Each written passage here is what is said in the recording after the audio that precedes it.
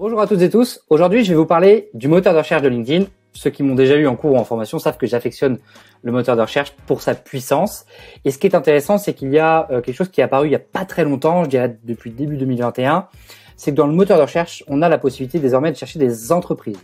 Alors, je vais vous montrer comment ça fonctionne, puis après, je vais vous expliquer aussi au fur et à mesure à quoi ça peut bien nous servir. Mais c'est vraiment deux intérêts majeurs quand on travaille sur LinkedIn. Alors, pour accéder à la partie entreprise du moteur de recherche, vous pouvez cliquer sur rechercher, puis en tapant sur entrée, vous allez accéder à la page d'accueil du moteur de recherche et ensuite, en sélectionnant entreprise, vous allez accéder directement à la partie entreprise. Notez qu'il y a aussi, vous pouvez aussi directement enregistrer le lien qui s'affiche ici dans vos favoris pour le retrouver plus facilement.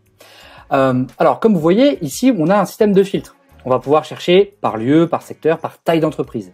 Et ça, c'est hyper intéressant parce que, supposons que vous travaillez dans le social media et que vous recommandez, par exemple, des entreprises dans leur prise de parole, leur présence sur LinkedIn, vous pourriez être tenté de faire un benchmark pour regarder quelles sont les entreprises relativement similaires qui sont déjà sur LinkedIn pour identifier leur ligne éditoriale et trouver des idées, des inspirations pour recommander des choses à votre client.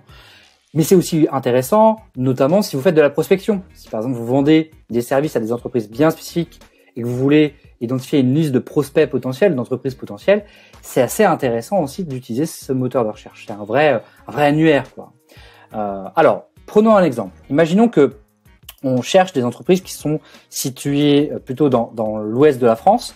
Donc là, je vais sélectionner deux régions de l'ouest de la France, à savoir Bretagne et Pays de la Loire. Je ne dis pas ça parce que je suis nantais, mais bon, voilà, hein, vous aurez compris le message. On peut le faire aussi par ville. Hein, là, j'ai pris des régions, mais on peut aussi faire Nantes et périphérie, Saint-Nazaire, Angoulême, etc. Et puis, ensuite, on va pouvoir sélectionner un ou plusieurs secteurs. Donc, imaginons que mon client travaille dans la sécurité informatique et que mon client aimerait aller sur LinkedIn et donc souhaite voir un petit peu ce que font d'autres entreprises de taille similaire. Je vais sélectionner sécurité informatique et réseau, et je vais ensuite pouvoir sélectionner une taille d'entreprise. Si j'ai une entreprise plutôt modeste, je vais regarder ce que font d'autres entreprises modestes dans mon secteur. Si j'ai une entreprise plutôt de taille intermédiaire, je vais pouvoir ajuster en conséquence. On va prendre, dans mon exemple, une entreprise entre 11 et 50 salariés. Et donc là, quand je vais lancer le moteur de recherche, je vais avoir des résultats qui me sont proposés. Alors, il y a quelque chose que j'ai identifié de plus en plus, c'est que parfois on a, vous voyez là, j'ai cherché en Bretagne, Pays de la Loire. Parfois, on a des résultats qui sont pas forcément en Bretagne ou Pays de la Loire. En creusant un peu, il s'avère que parfois, on a des entreprises, typiquement ici, celle d'Aix-en-Provence. A priori, je pense qu'elle arrive parce qu'on a une partie des effectifs qui sont situés à Nantes, enfin en Bretagne ou en Pays de la Loire. Voilà, donc je vais pouvoir en sélectionner une au hasard, par exemple Diathème, et puis je vais aller voir.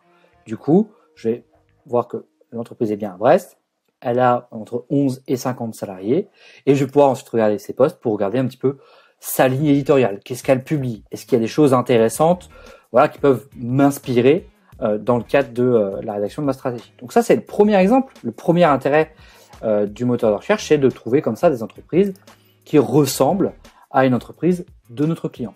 Mais on peut imaginer aussi, si on vend des services à un secteur spécifique, utiliser le moteur de recherche entreprise dans d'autres cadres. Par exemple, si je veux vendre mes services à des entreprises qui sont situées à Nantes dans le domaine des TIC, plutôt des petites entreprises, eh bien, je vais pouvoir me faire une liste de prospects potentiels d'entreprises qui sont situées à Nantes et qui sont dans le secteur des TIC.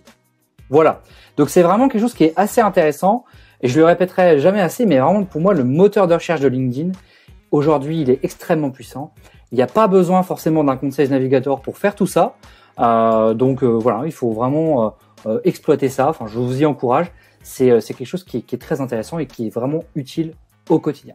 Je vous remercie et je vous dis à très bientôt. Bye bye.